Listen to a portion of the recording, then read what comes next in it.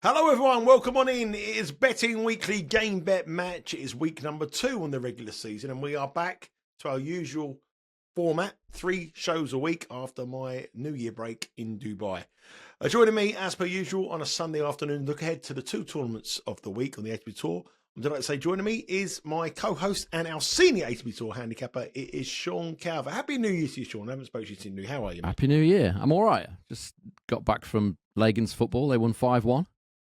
Legan got a couple. These were the unders, boys. These were the boys always betting unders. Well, the opposition were pretty awful, to be honest. They were playing some under-12s girls team, and they won 5-1. Legan got a couple of goals, got man of the match.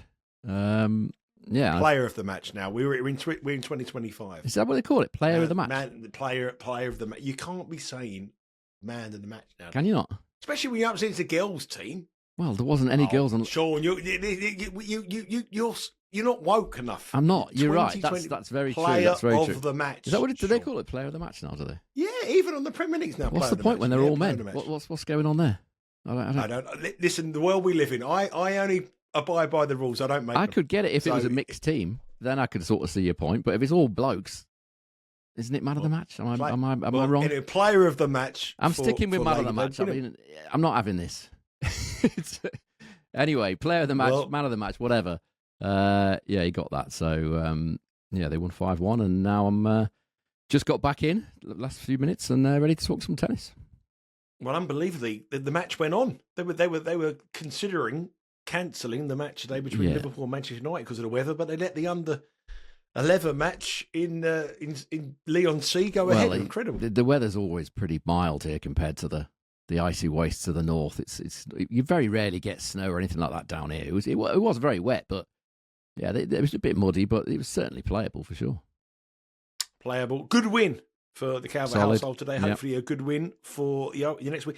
Bit unlucky, I felt, last week. Really, I think we hit the ground running with 2 picks, 2+ money picks, bang, bang. Dimitrov, unbelievable, he injured. Pulled out injured in the semi-final. And Boo was how he lost his match. I'll never know it. It was serve for the match. I think it was a bit unlucky week. Yeah, very serve unlucky. for the match. Did he have some match points? I think he had some match points. I don't know if he had match points, but he served for the match. Should have won it. If he'd have won that, he probably would have gone. Well, probably he certainly would have had a decent chance of going the whole way in a tournament that was eventually won by Alexandra Muller, who was, I think he was 50 or 66 to 1. So we're on the right lines. You can't Dimitrov. What can you do about that? He got injured in the semi-finals. And you get rid of Djokovic. He's the tournament favourite, and Lehechka got 2 basic walkovers to win the title, didn't he? More or less, 1 set in the semis and 4 or 5 games in the final. So yeah, it was certainly a good week for him. He was the one I first considered actually, but I ruled him out because of his poor record against Rune. And he went on and beat Rune, and then obviously beat our man Dimitrov as well via retirement. So a little bit unlucky, but that's what you get with these outright. Sometimes you don't get the rewards that you think you deserve. Yeah, I thought it was a good positive week anyway. Just watched the show, good numbers, really good. Thank you very much. If you're new to this season in 2025, hit that like button, hit that follow. Make sure you subscribe to Betting Weekly Game Bet Match, and make sure you follow to the YouTube channel, Betting Weekly Studios. But I thought we hit the ground running, and confident mood this season. I've got a real good feeling that we're going to cash a lot of tickets this week. This week has been a bit of a conundrum for you. I mean, I landed back late last night. Legan had the football match. In that period of time, we've had players withdrawing, chaos, had odds changing, players coming to the draw. So we've left it quite late tonight. So we haven't really got much time before the tournament start. But it's been a bit of a frantic or a bit chaotic last sort of 10 hours or so in the draws here in Auckland and across in Adelaide. Not just that, the prices as well. I've done several kind of write-ups that we can't really talk about because the odds have swung so dramatically. There's been several matches where the odds have really, really changed overnight, because I tend to do this on the Saturday night, and then I wake up on the Sunday morning and the odds have changed. So I don't mind them changing a little bit, but massively. So then you've got to go back to the drawing board, and then you've seen some other prices. Then you've got withdrawals which change the draw, like Mahak pulling out number 3 seed of Adelaide. That changes the draw, because then another seed's got to move from their position to fill his position, and that changes another couple of matches. And yeah, it's been a little bit chaotic. And now I've obviously been out to watch the football, come back, and I'm hoping some of these prices haven't changed again, but they may well have done. I'm sure they will do. Let's start with the tournament in Auckland. It's the ASB Classic. If we look at this event before, and there hasn't really been a huge amount of the last 4 years, unseeded players have won this tournament. It's not a tournament that the big seeds do particularly well. And Tabilo won it, Gasquet won it, Ugo Amber and his unseeded won it. Tennis Sandgren won it as well. Beat Cam Norrie. Cam Norrie's been a beaten finalist in the last 2 years. I was on Norrie each way. One of the greatest questions in sport is name players who have a name that is associated with their sport. You have to name players. Tennis Sandgren is a good one. Yeah. Chip Beck was always a good one. Chip Beck, the golfer, yeah. Chip Beck, the golfer. And they always find players who had a name that was associated with their sport. So if anyone's got a name associated with their sport, put it in the comments link below. Let us know if you've got one. Think about it. Producer John, he'll be Googling now. He'll be on the message group. But I think so. If he's got someone you can think of, definitely. But try to think of a player in a sport. Chip Beck, Tennis Sandgren. I love those kind of questions. So find someone like that. But the tournament's been won by underdogs and unseeded players. What are conditions like here, Sean, and what we got before we go into the bracket, go into the prices? What have we got to look forward to over in Auckland? Yeah, it's played on the same green set cushion surface as the Australian Open. Kind of a medium-paced hard court. It's averaged 80% holds and 72.2% first serve points won since COVID. Because it wasn't played for several years because of that reason. Medium-paced court averages about 44% tie-break matches. Not great on over 10.5 games in set one because it's not that quick. Only 28% of the matches have gone over 10.5 in set one since COVID, which would equate to odds of 3.57 plus 257 if you're planning on having that bet. The main factor here, quite often in Auckland, it does get pretty windy here. You know, it's the city of sails. Sailing is a big thing in Auckland, hence it's extremely windy. It can be very, very windy. So that's certainly a factor which I often look at here. Good one for underdog winners, 39% on average win. You just mentioned that the top seeds tend not to win this tournament, and you do get quite a few underdog winners. It is the week before a major, so you do get the occasional questionable performance, and some players, it's their first hit of the season, their first match of the season, and you do get a few underdog winners. The weather, it's going to be about 22 degrees all week, so just pleasant but windy. Particularly the first 3 days, 20-mile-an-hour winds are forecast from Monday to Wednesday, so that's the next 3 days of play. So, definitely watch out for the wind. As far as the trends are concerned, as you alluded to, no number one seed has actually even made the final since David Ferrer won it consecutively from 2011 to 2013. So, a good 10 years or more since a number one seed's even made the final. Only 3 qualifiers have ever made the final here, but one of them won it last year, which was Alejandro Tabilo. I think he was about 125 to 1, if my memory serves me correctly. There have been some huge price winners and finalists here. Yeah, Tabilo, 125 to 1. Taro Daniel was the losing finalist last year, 50 to 1. The aforementioned Tennis Sandgren was 100 to 1 when he beat my man 28 to 1 Norrie in the final in 2019. And even Humbert, when he won it in 2020, he was 28 to 1.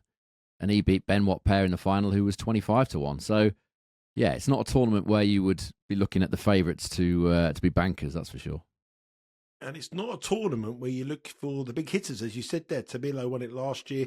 David Ferrer was dominant. So that is not a tournament that you would think that, at this time of year with weather over in Australia and New Zealand, you would expect it to be a lot quicker than that. It isn't that case, but the odds makers and the way the draw was panned out, there's a lot of big serves in this draw dominated the top of the market. So let's have a look at the draw.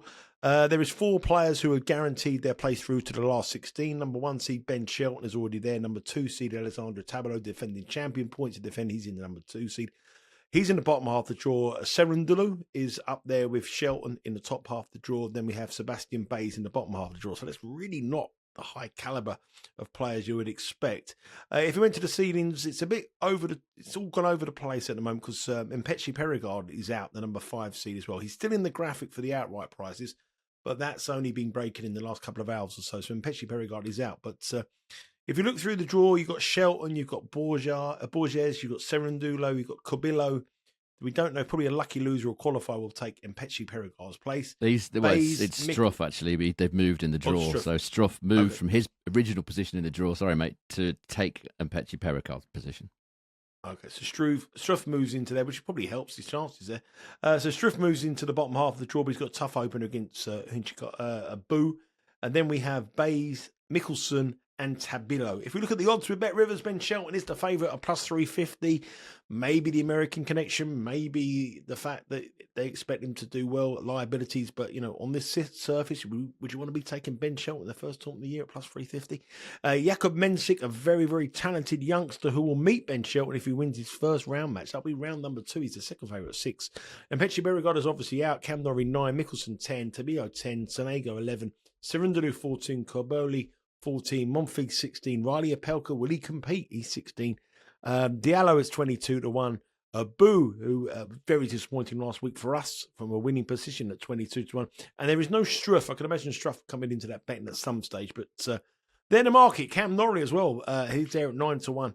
Very, very short price for a player. I know he's got a good record here, but very, very short price. Looking at the draw, I think obviously the better players in the top half of the draw, but will they go on the surface? That's the problem. Yeah, I mean it's a medium paced hard court. It's not slow. It's not fast. For me, I think one player stands out in the top half at the prices. Where is he? If I'm looking at the prices, they're 14 to 1. That's Flavio Carballes. I'm taking in the top half of the draw here. Now that Jan Struff has been moved out to the bottom half from the position that he was in the first place. Not that Struff's in any particularly good form, but it just makes it slightly easier for Carballes in that Q2, that second section, the second quarter of the top half of the draw.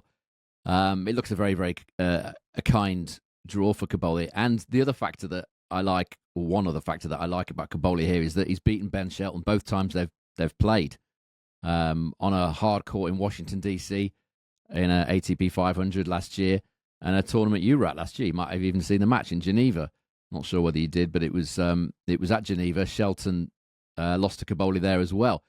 And Carballes, generally he's got a good record against left-handers. He's won 9 of his last 13 matches at main level against left-handers, Carballes. So he's certainly got no problems at all with players of the style of Shelton. If we also look at Carballes' general form, 6 of his last 7 losses, Carballes, have come against players ranked between number 4 and number 25 in the world. So he's only losing to the best. The only exception was against Zizou Bergs, who is a guy who he might well play, probably will play in the second round.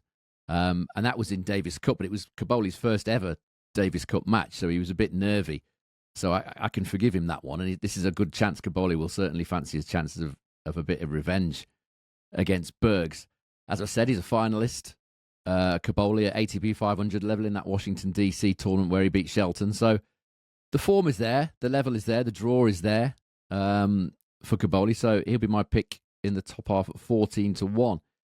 As far as the bottom half is concerned, I do like Cam Norrie here. I know you think he's a bit short, but he's the one that is so much more motivated at this tournament than basically anybody else. He calls Auckland his home. If you're not, too familiar with the personal life of Cam Norrie, he's an Aucklander. He calls it his home. Although he plays for Britain, he grew up there. He's desperate to win this tournament. 2 finals he's had here. The one against Sangdrum when I backed him at 28 to 1. Fair enough in that one. Sangdrum played great. No real problem with that. But he certainly choked it, Norrie, against Gasquet in 2023. I think he was a point away from a double break in the final set, Norrie.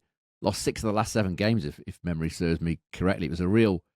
He flat out choked it with the winning line in sight, Norrie there, so hopefully he won't do that again. But he's got an 8-3 win-loss record in the main draw in Auckland. And additionally to that is the fact that he's looked, like his old self again lately. I was talking towards the back end of last year, sort of saying, if we've seen the best of Cam Norrie now, he's kind of seems to be fading away. But he sort of turned that around in the last month or so of the season. Looks back to full fitness, full form. Made the final in Metz. Played well last week as well in Hong Kong. Made the quarterfinals. Nishikori played great to beat him in a final set. And the other factor is that this half of the draw certainly looks weaker to me. I mean, Struff. The signs with Struff are that he's kind of pretty much done. He's almost 35 now. Struff. He's completely split with the coaching team. Both of them that got him to where he was. One of them left at the end of the season. He also split with the other one as well a few days ago, a week or so ago, which isn't a good sign for a guy who's had a lot of injuries and is approaching sort of 35 years of age. The worry, I would say, if you're backing Cam Norrie, is Monfils, because Monfils has beaten Norrie all 4 times they've met, but he certainly shouldn't have done last time. Norrie was, I think he was at Indian Wells when they played. Norrie was a setting a break up, should have won it in straight sets, ended up going 3 and losing it in a 3-hour marathon. You got to wonder whether Monfils is still able to play a 3-hour marathon at his advanced age. But if you do think Norrie's a bit short, then Monfils is perhaps one to think about because he does have that good record against Cam Norrie. But other than that, there's not much in this bottom half of the draw that should really be worrying Cam Norrie. Should be looking at this thinking, this is great, I'm in here. Baez, okay, he has occasionally shone on hard courts, but pretty much out-and-out clay guy. Tabilo won it last year. Difficult to see him repeating it again. Mickelson is a possibility. Is Mickelson in that part of the draw? Yeah, yes, he is. He's in the bottom half. Yeah. Mickelson is a possibility. These ATP draws are so small now. I can't see them when I printed them out. But not a lot. Not a lot else. This bottom half of the draw is winnable. The 2 high seeds are Baez and Tabilo, and Struff, as I've said. So Cam Norrie, we know he's the most determined of anybody in this field this week. So he gets my vote, and Carballes in the top half. Yeah, I quite liked Mickelson actually. He was on that's my a possibility. shortlist, but obviously it may be a little bit. I thought it might be a little bit quicker than the stats you said there, which put me off slightly there. So we've gone for 2 bets as official plays in the top half of the draw.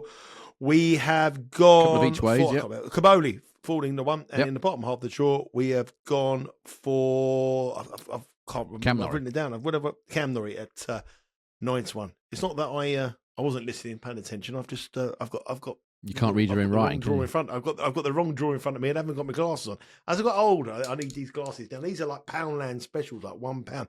Well, here we go. I'm trying. My vainness is trying to stop me from doing this. But now, as I'm getting older, I can't read that sheet anymore.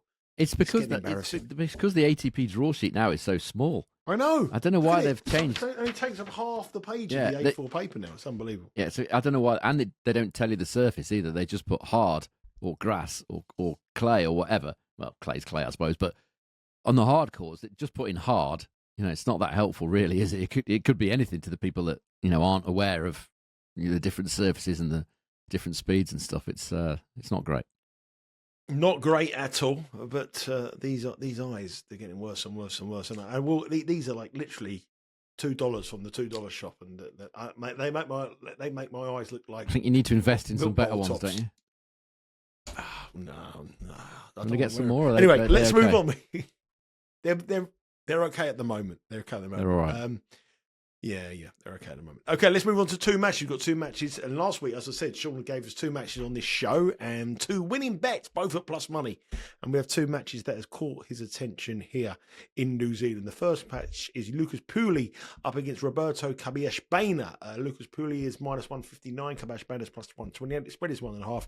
Total here is 22.5. If you look at the head-to-head, it's 2 wins apiece, but some of them are a long, long time ago. The only time really that's probably relevant is in 2022, where Carballes Baena won in Madrid in his home country 6-4, 6-4 in the Madrid Challenger. All at the Challenger events, all at the future events. It's the first time they've met in the main draw of the tournament. Carballes Baena's coming in through in a bit of a bad run. He got beaten the first round of Hong Kong. He ended last season losing his last 3 matches. And Pouille has come through 2 matches to get to qualifying. But saying that, he won one of them. The other one he lost. And obviously he's got a place in as a lucky loser. So look into that form a little bit. I don't understand why Pouille's minus 159 here. I don't get it. He's got a wild card. He didn't qualify here. Didn't he qualify? Where did he qualify? He tried to qualify in Brisbane. He qualified Yeah. Brisbane. Sorry, my mistake. He qualified at Brisbane last week. Why is he minus 159? Can you explain to me? I don't know. I honestly don't know. Yeah, it's very, very short. I mean, if we look at stats, for example, last 12 months outdoor hard at main level, I know Pouille's been. I think it's being priced on Pouille's challenger form towards the end of last year, which was pretty good. But he hasn't done anything at main level for a very long time. As I said, last 12 months outdoor hard at main level, Carballes Baena, very respectable stats indeed. He's 47% win rate and a service points won and return points won total of 100. And this is a guy that people think can only play on clay. Not really the case. He's hard to beat on any surface. If we look at Pouille, I mean, I had to go back further than 12 months because he's had so many injuries. He hasn't played that much at main level in recent years. He's not the player he was. I think he beat Nadal, didn't he, at the US Open one year, Pouille? Remember, he serves me correctly. That was a long time ago. His stats, just a 40% win rate and a service points won and return points won total of 97. So immediately I'm thinking, this isn't quite right, minus 159. Pouille was beaten pretty comfortably in Brisbane qualies last week by Nishesh Basavaredi, who isn't the most powerful of players. He's more of a steady kind of player than powerful. And Basavaredi, not that easy to say, won it pretty comfortably in the end. The other factor is that his coach, Luca Pouille's coach, has been said a couple of months ago that his wrist is still bad. Luca Pouille's had an awful lot of injury problems in his career. His wrist has been a real big issue for him over recent years. And he said a couple of months ago, and I quote, "It is one of his wrists that is bad. It is still very delicate." Yes, that was a couple of months ago, but he went on to say about how we've been very, very careful about the matches that he plays. And he kind of alluded to just getting Pouille ready to get this. I think he's got a wild card at the Australian Open. I think it's the reciprocal wild card that France and Australia do in the French and the Australian. I think Pouille's got one of those wild cards. So that's his important. That's what he's aiming for, the Australian Open first round. Not this. Although he's got a wild card here, he's going to try and do his best. But it seems to me this wrist is still an issue.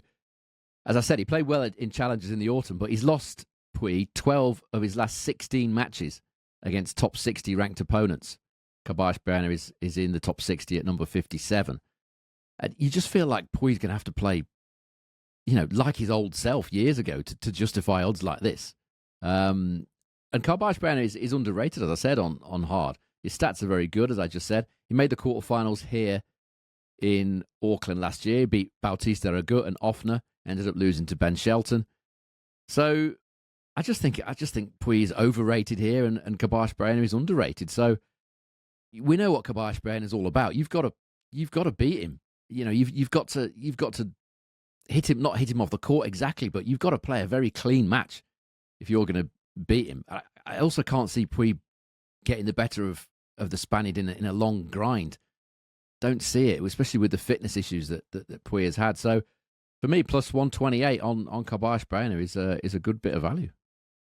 Yep, Carballes Baena plus 128 with Bet Rivers now. By the time we record these matches, the tournament will get underway by the time it goes live, because obviously we had to wait a lot for the draw. That match is scheduled tonight at 6:40 p.m. Eastern Time with Bet Rivers. So head across to the Bet Rivers website. The price is still available there, plus 128. There's 28 different markets available. And remember, if you bet live at Bet Rivers, you can watch live as well. So you can bet live and watch the match streamed to your tablet, mobile device, whichever. But you have to be quick, because these prices will be moving very, very quickly. It's a moving market all the time with the draws. But because of the draw, we had to film this quite late tonight. So make sure you don't miss that. Carballes Baena plus 128 with Bet Rivers. The next match is a pick-a match. It's Diallo against Sonego. Minus 112, the pair. Spread is 1.5. Pretty irrelevant on a pick-a match, but the total is exceptionally high at 24.5. There has been a bit of money throughout the day for Diallo here. He started off the season in quite good form. He's played 4 matches, won 3, lost 1, come through qualification in Hong Kong, but lost in the first round against Musetti. And Sonego was into the first round at Hong Kong, beat Nakashima, big win for him, and then he lost against Cam Norrie here. Hardly anything in the betting for them, but Sonego's the more proven player. He's the player that has the better form, better career form, but obviously Diallo is a bit younger in age. It's a pick and match, Sean. Obviously, you put this up for a reason. You can split them where Bet Rivers can't. Where are you going? Yeah, I just think this is short now on Diallo. on what he's done on outdoor hard, which isn't that much. As you said, the money's come a little bit for Diallo because he was priced up at plus 120, 2.2 initially, Diallo. Now he's joint favourite. So there's certainly money come for him. It's just not a good price, this. I mean, Diallo's best work for me so far has come on indoor hard, which it often does with this type of player. Diallo, big server, big weapons, big hitter. They tend to go well when there's no elements to put them off, wind, sun, all that sort of stuff. So I'm not sure, given the forecast that I mentioned in Auckland, which is suggesting 20-mile-an-hour winds in the first sort of 2 or 3 days, I'm not sure that's going to help his playing style particularly. If we look at last 12 months on outdoor hard at main level, Diallo, it's not great. 38% win rate and a service points won and return points won total of 96. A service hold and break total of 95. Very average stats, to say the least. I know he's played better recently on indoor hard, but the question is this just an indoor hard thing, or is it just a general thing? Do we generally think he's going to be better overall, or is it just indoor hard? Sonego, 46% win rate, so quite a bit better. A service points won and return points won total of 100, which is 4 points better. And a hold and break total of 98, which is 3 points better. So statistically, Sonego certainly should be favourite, by a decent amount, a little bit of a decent amount. On those stats, you would suggest Sonego. The problem I have with Sonego is he's so incredibly inconsistent. It's very difficult to kind of second guess what he's going to do at any given point.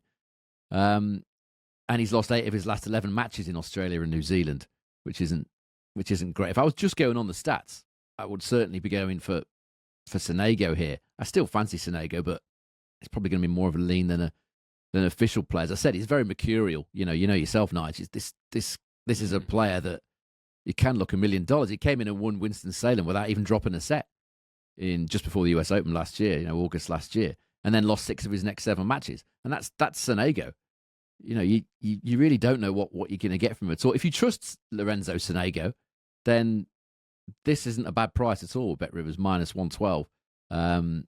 I would probably be a little bit greedy. I just feel like if you can get even money, or maybe just a tiny touch of plus money, I think that would probably be a bet. It's just going to be a lean for me at that price. But yeah, I think Diallo, definitely too short for me based on what he's done on outdoor hard, which isn't that much. He's probably a player, Sonego, that's right up there with wherever I've gone to a tournament. He's been one of the player that I've seen live more times than anyone last season. Mine's Manarina. His body language to me, Sonego's. Sonego, you can know exactly where he's going to be after watching him for 2 or 3 games. He either rushes his serve, he gets a bit angry with himself, or he's right on it and he's hitting winners, and his attitude is crazy. So if this is a lean, it's not official play. This is definitely one to watch in play, see how he starts. If he's up for it tonight, if he's up for this challenge here, then you want to bet him in play because the line might not move so quick. But he's definitely one that I've got with. This actual match is actually tomorrow, so this will be on Monday, probably around about 5:30 Eastern time. It's not scheduled for today, so you might have a little bit of a chance to have a look at that. If but not an official play, but look. Yeah, sorry, mate. Yeah. If the money keeps coming, then for Diallo, then that would obviously push Sonego out. Then it could be you've got 24 hours or so. Then you get a bit of plus money. Then that would interest me. Yeah. Yeah, but Sonego is a lean. Carballes Baena is our official pick at plus 128. There is another 250 available this week on the BetRivers website, and for us to discuss, it is staying in Australia after Brisbane last week, and it is in Adelaide, and we have some players entering the arena who haven't played it yet this year. Tommy Paul heads it, and we also have a player that won last week, Leheka, who's also the defending champion this week. Before we go through the runners and riders and look at the odds and look at the bracket, what do we got here, Sean? I think this is going to be quite hot by looking at the weather forecast. Yeah, it's quicker as well than Auckland. It's played on the same surface. They're all played on a green set. Outdoor hard surface, the same as the Australian Open, these Australia New Zealand tournaments, same balls, Dunlop AO balls. So they try and get the conditions, a good preparation for the players. The players have said it's quick and low bouncing here in Adelaide, but the stats that we've got suggest it's not quite as quick as Brisbane. It averages 82% holds and 73.8% first serve points won in the last 5 editions. Puts it a little bit quicker than Auckland, but not as quick as Brisbane. Again, tiebreaks, only 36% of the matches on average in the last 5 editions have featured a tiebreak. That's 8% less than Auckland. And over 10.5 games in set 1, not great on that either. Only 27% of the matches in the last 5 editions. That would equate to odds of 3.7, so plus 270. So it's generally regarded by the players as quickish, but not really. That hasn't translated in terms of tie breaks and set 1 overs. That hasn't been the case for whatever reason. Underdog winnings is about average 34%. Now the weather, as you said, today it's relatively cool by sort of South Australia standards, 22 degrees, and it's getting up to 26 on Tuesday. But the rest of the week, as you said, pretty hot, between 31 and 32 degrees. So getting hotter as the week goes on in Adelaide. As far as the trends are concerned, qualifiers have done very well here. There's been 1 champion, 1 other finalist, 2 semi-finalists, and 2 quarter-finalists in 6 editions of this tournament. So keep your eye on the players that are coming through the qualifying draw. And 3 of the last 4 champions here have been priced between 20 to 1 and 33 to 1. And the number 1 seed has only made the final twice in 6 editions. So again, it could be another decent one for value seekers, a big price one possibly here. Yep, Lehecka won it last week. He won last week, and he also won it last year. Beat Jack Draper in the final here. Djokovic was Korda. I think we were on Korda that week. We were on Korda that week. Probably. There are 4 players that have guaranteed their place in the last 16, the top 4 seeds. It's changed again a little bit because of some of the withdrawals. Mahaka's obviously the number 3 seed is gone. Number 1 seed is Tommy Pouille. He's in the top quarter, as you expect. Number 1 seed, Felix Auger-Aliassime, now has a bye through to round 2. Lehecka, the informed Czech player, is in the bottom half of the draw, number 4 seed, alongside Sebastian Korda, who got to the final in 2023, beat by Novak Djokovic. They are through. Let's have a look at the betting. Tommy Pouille heads the betting at plus 370. Well, I don't like the look of that price, but anyway, no. Tommy Pouille's plus 370. Felix Auger-Aliassime plus 550. I don't like the look of that price either. If Lehecka hadn't won last week, 6 to 1 would have been interesting me. But do you want to win back to back going into a major when it's an open major? Sebastian Korda plus 850. There's no doubt about it. He's one of the most talented players in the draw, but mentally, has he got it to win this tournament? Nakashima 12 after a bad week. Safin 12. Denis Shapovalov 12. Batista has got a good record here, I believe. No, it was in Auckland. He's got a good record. He's 16. Gone well here as well. He's played well here as well, Bautista. Well, yeah, I think he always starts the year quite well, doesn't he? Yeah, he often does, yeah. Always does. Yeah. Alexander Bublik, 22 to 1. Davidovich Fokina, 22 to 1. Kokkinakis will have the home support, 22 to 1. Etcheverry, 25. Marcus Giron, 25. Kekmanovic, 25. Zhang, 28 to 1. And David Goffin at 30. Now, I looked through a little bit of notes here, and I thought Lehecka was the player to beat here at 6 to 1, but given the fact that he won last week, and my auto fade button always goes on when players win the week before, I couldn't bet him. But I find it a bit of a difficult puzzle to find an eventual winner. What have you come up with, Sean? Well, I've got one here in the bottom half of the draw. I think the thing with Lehecka, I mean, you wouldn't have thought he would want to go deep 2 weeks in a row and then play the Australian Open, a day or two later in what's going to be, as I said, he did have a bye. He did have a couple of easy matches there. That's the other thing is he had 2 virtual walkovers, didn't he? So that's the case. He might decide that it's weird to say I've won a tournament, but I don't feel like I've played that many matches. He might decide that because of that reason, he had 5 matches in the final, a set in the semi-final. He might be more likely to go for it this week, but the price this week, he's plus 600 this week. He was 20 odd to 1 last week. I know Novak Djokovic was playing in Brisbane, which makes a difference, but it's a hell of a drop, isn't it? From 25 to 1 he was in places to 5, 6 to 1. Yeah, it's too short for me. So I've gone for Thanasi Kokkinakis here. I'm taking a chance on him. I think I'm surprised he's as big as he is. 22 to 1. I would have had him shorter than that. He loves playing here. Again, similar to Cam Norris, his hometown tournament. won it in 2022. He's 12-4 win-loss here, Kokkinakis. Withdrew from Brisbane last week due to a slight hip concern. So he'll have had more time to, I'm taking that as a positive for this week. He'll have had more time to prepare than most. I mean, this is obviously his goal. This is all the Australians. This is their time of year. They don't get many chances to shine at home. So he will have had more time to prepare in these Adelaide conditions. Added to that, he ended last season very well indeed. Kokkinakis beat Ben Shelton, Jakob Mensik, Artur Fies in Davis Cup, and he's actually ranked as high as 24th in the world in the ELO ratings. Now that's a rating system which is based on who you play, rather than your basic results or your stats or whatever. It's rated on who you've played against. So it shows that the fact that he's 24 on that, I think he's like 70 odd in the world. He's 77 in the world rankings. But 24. Where do we find these ELO rates? I know that's going to be a next question that people are going to ask. Where do we find these? I find them on the Tennis Abstract website. Right. They're on there. All the stats of that, all the numbers and stuff, they're on there.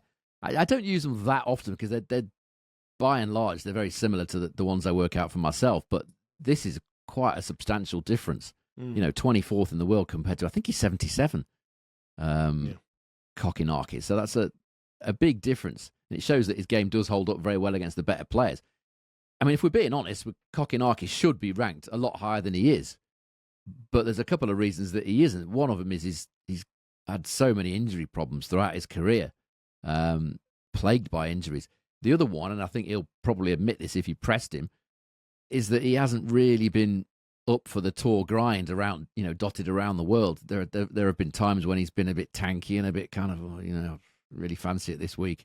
But that didn't seem to be the case towards the end of last year. Last summer he was playing really well in the US, which he hasn't really done before. The only concern I've got is the fact that the draws changed, and now he's got Nishioka in the first round, which is a worry for me because I do like Nishioka. He's quite an underrated player a lot of the times. But Nishioka, looking at it from the other way, Nishioka's not normally keen on facing big servers. He's not wild on that. So Kokkinakis should get through that. And if we're taking out Korda, he's not played since the US Open. Pulled out last week again, didn't he? I think it was Brisbane. He was supposed to play. It's a tall order for Korda to come in and win this tournament. I've not played since last August. If you take that out, there isn't that much in here. Bautista Agut is a possibility. Lehechka is obviously a strong possibility, depending on whether how he's feeling physically. Bublik doesn't have a good record at all in this part of the world. So I think this is a chance for Kokkinakis. I really do. If I was making these odds, I would have put Kokkinakis in at probably about maybe 14-1, something like that. I think this is too big. So, yeah, each way, Kokkinakis here. Again, the most motivated man, or certainly one of the most motivated men in the field. So, yeah, 22-1 each way. Very big price, 22-1, about a man who lives in the town where the tournament's being played. Motivation, huge amount of support. And remember, Bet Rivers will give you each way betting. It means you get half of the odds for the player to get to the final. So 11-1 for the Aussie to get to the final. But you have two bets. If you place it, one part of your wager will be on to win. The other part of your wager will be on to make the final. 11-1 to make the final. 22-1. And Kokkinakis is our official play in Adelaide.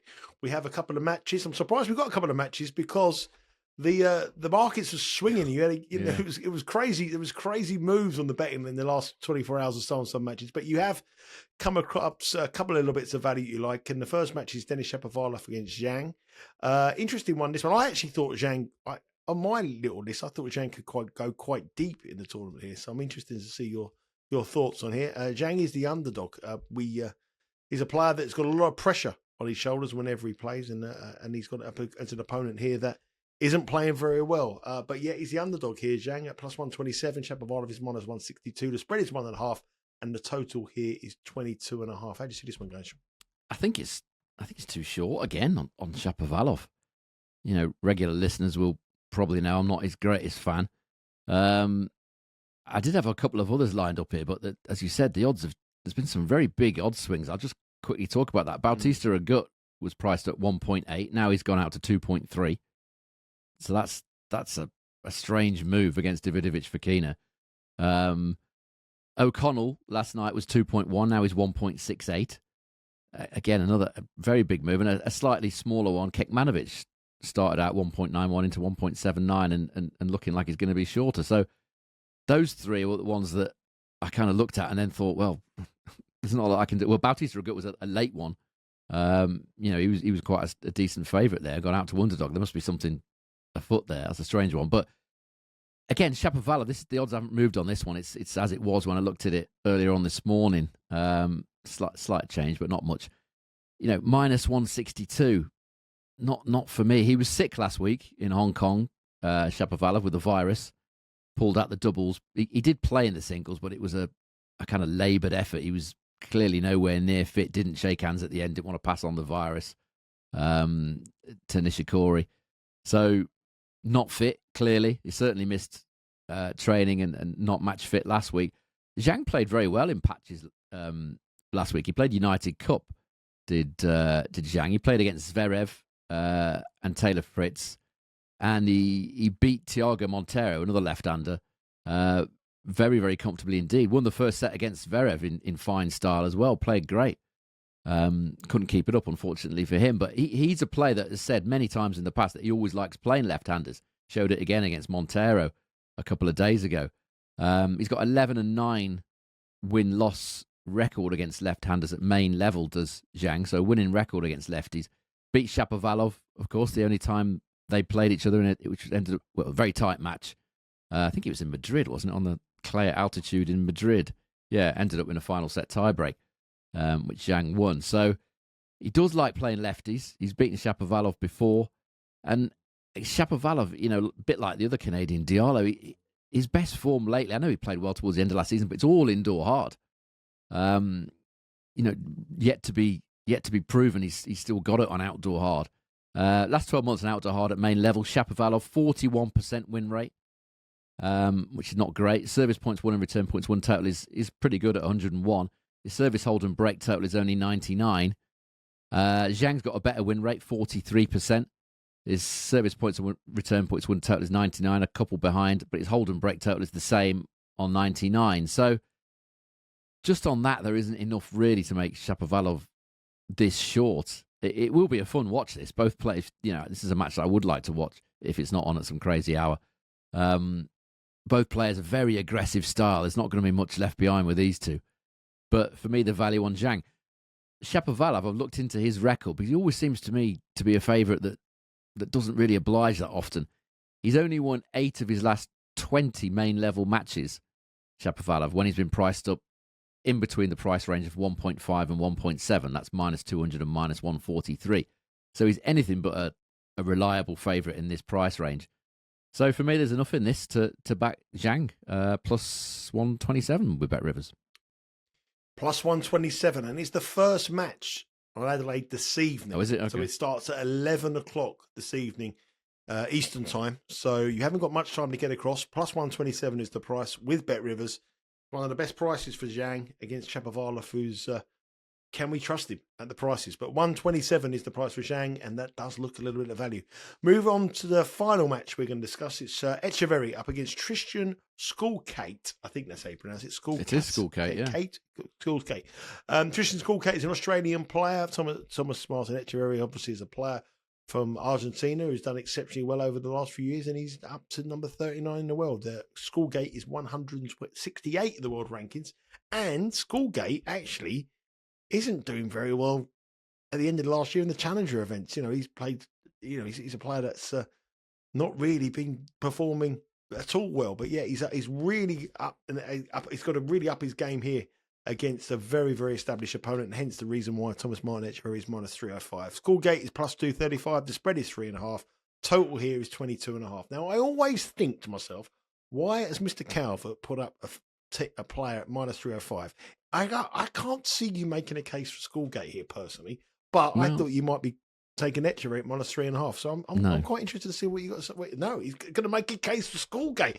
The teacher Calvert is going to talk about why Schoolkate is the bet. Explain to us why.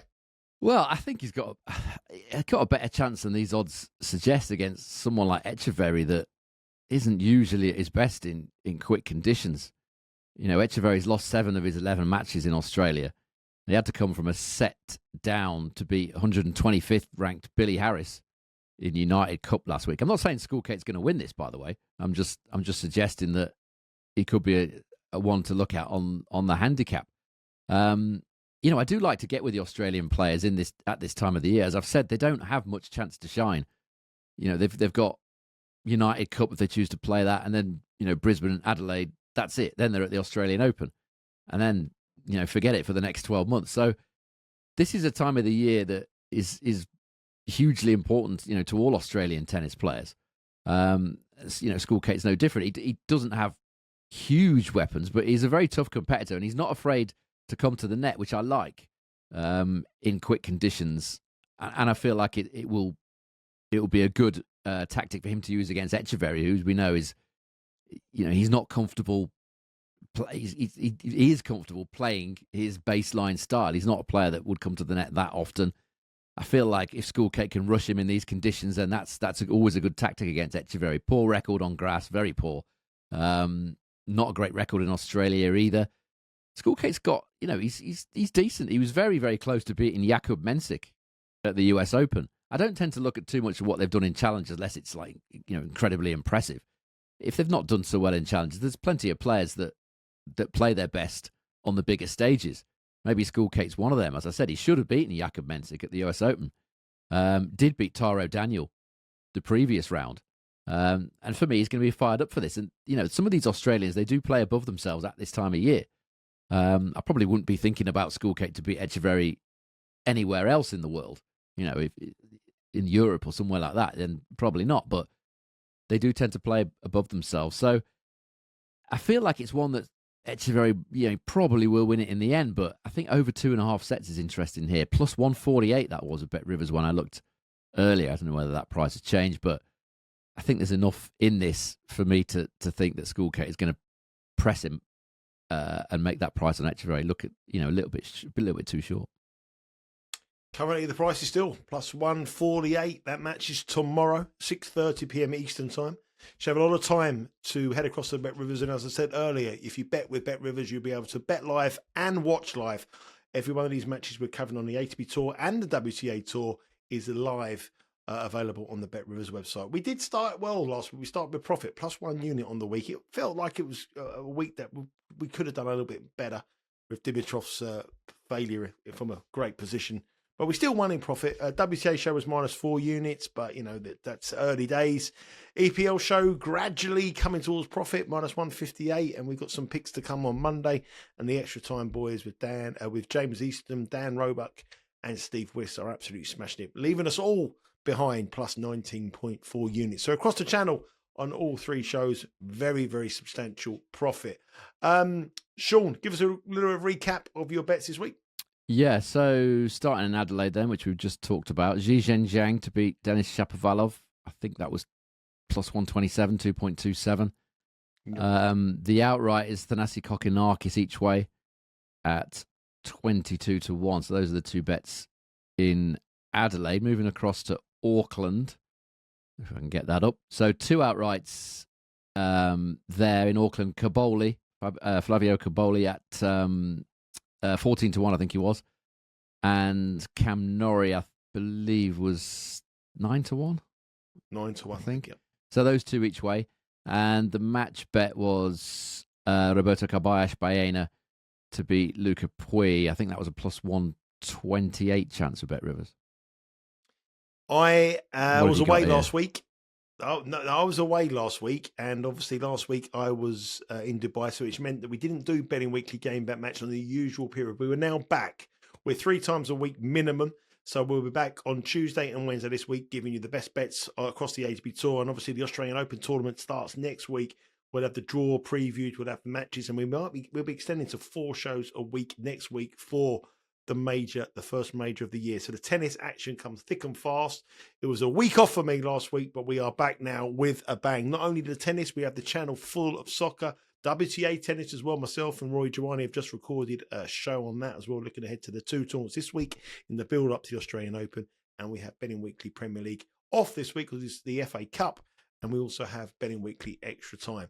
Now, as I said earlier, please subscribe, give us a like, give us a comment. I want to build a community here. Our soccer show has about 130 comments, and we have a load of people giving their predictions, and we've really got a good thing going. Give us your comments. Let us know what you like. We want to hear them from here. We want to know your sports stars that have names like the sports as well. Chip Beck, the golfer. Tennis Sandgren. Producer John has sent some stuff up here. People's friend. I don't know what he's putting up there. David Goodfield, hockey. I don't know what he's trying to say there. Anyway, forget that. We want to hear what you think. Give us some names of some players who have. Usain Bolt was a good one. Usain Bolt, I like that one. He's lightning bolt. I want something like John Bolt. Crossbar or something like that. Yeah, I want to find someone like that. Yeah, Jimmy Goal, Jimmy Goal, or something like that, or a tennis player called Johnny Ace. That'd be brilliant. But find some Chuck Long, the former NFL quarterback. Oh yeah, someone just said. Never heard of him. Smashing Over, the tennis player. Smashing Over. I remember Smashing Over. He will find them all now, and there won't be enough for anyone to say. But let us know what you think. Give us a follow, like I said, on our Instagram and also on our Twitter page at Because We Win. That's it for today. Good luck with your bets this week, Sean. Good to have you back. And I feel like now the tennis season we're really getting going. The last week just the one show, but now we're going to be rocking and rolling. Keep those comments coming. Keep those likes coming. And please, we're very close to 7,000 subscribers on the YouTube channel. It's a great achievement. Keep it coming. And give us a subscribe if you enjoyed the content here. Sean, thanks very much. And I'll see you on Tuesday. Take care. Good luck with your bets. Head to Bet Rivers. Prices are going to start very quickly. Matches start tonight. Be quick.